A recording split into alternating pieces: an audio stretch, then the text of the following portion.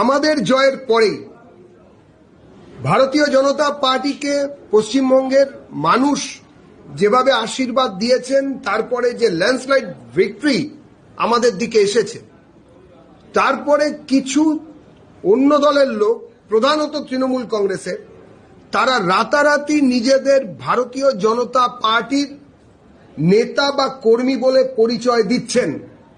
বিজেপিতে এই জিনিস হয় না।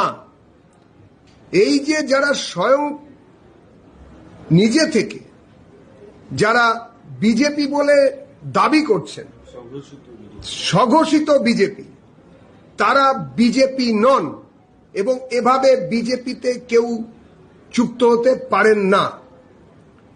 আমরা এটাও লক্ষ্য করেছি যে কিছু বিধায়ক তারা ঘোষণা করে দিচ্ছেন, কিছু পৌরসভার লোকজন, পৌরসভার পৌর প্রতিনিধি, তারা সরাসরি ঘোষণা করছেন যে তারা নাকি বিজেপি হয়ে গেছেন, যারা তৃণমূলে ছিলেন।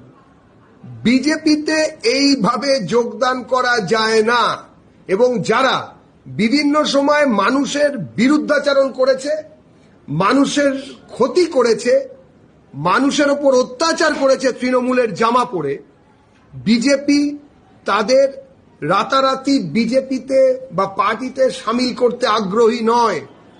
তাদের জন্য এবং ভারতীয় জনতা পার্টির পক্ষ থেকে পশ্চিমবঙ্গের মানুষের জন্য এটা একটি বার্তা।